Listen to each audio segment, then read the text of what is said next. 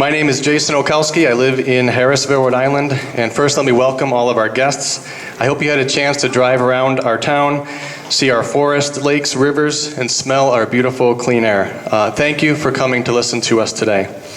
As I recently told a group in town, I need to fess up, and unlike so many others here, I am originally not from Burrillville. However, my wife is a fourth-generation daughter of Burrillville.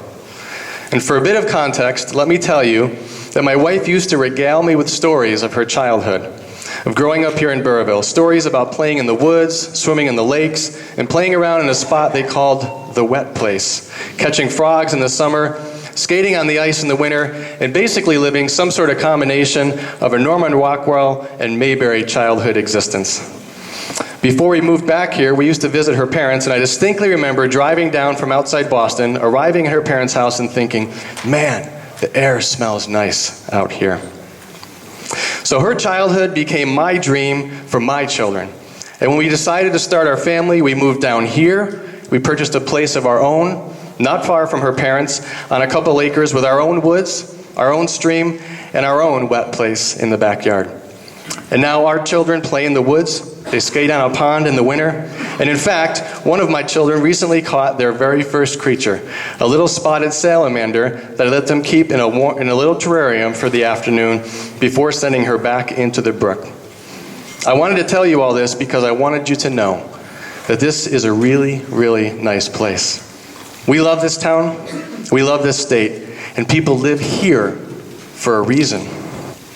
So all things being equal, I thought I was being a pretty good dad. But shame on me.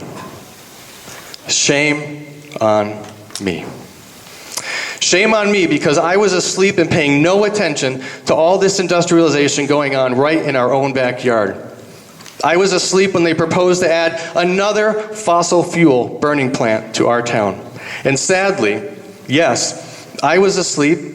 And I wrote off the environmental activists when they sounded the alarm for all of us like a canary in the mine. Frankly, I was asleep until somebody pointed me towards the 471-page application, and I read about all the acres we have to cut down and destroy for this, about the number of species displaced from that area, including a couple protected species, including a bat and a blue warbler, about the 3 tons of 51 hazardous air pollutants, about the 3 million tons of CO2 expelled into the air annually in our beautiful town.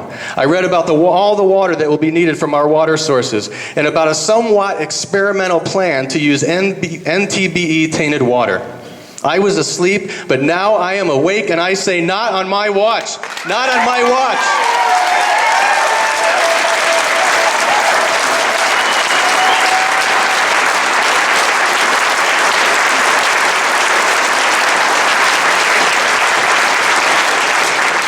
Not on my watch will we pillage our lands and put our health and safety at risk for something that is truly not needed.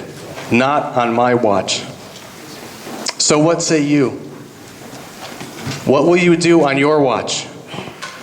Will you sell this area and our future for a few bucks? Or will you too say, no, not on my watch will we spew 3 tons of hazardous air pollutants. Not on my watch will we spew over 3 million tons of CO2. Not on my watch will we make this deal when our state's energy needs are so small. It's a bad deal for Burrillville, a bad deal for Rhode Island.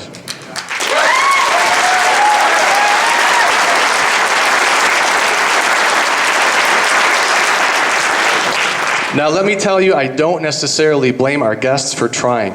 We know they are in the energy creation business, and we have the 3 things they need: access to transmission lines, gas lines, and of course, our water. They are just working through their standard playbook to overcome citizens' objections, and it's up to us to tell them thanks, but no thanks. We can do better.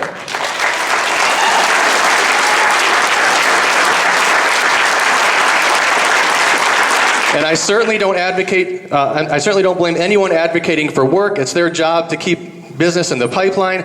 But to those that will say this will bring some money and jobs into our state, I say, at what cost? We can do better. We are the state of Roger Williams. We were the first to declare independence from King George. We were the birthplace of the Industrial Revolution, and we were America's first resort town.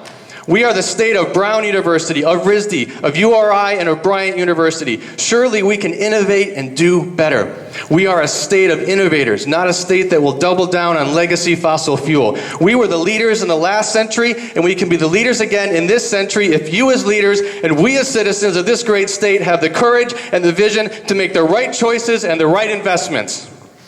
So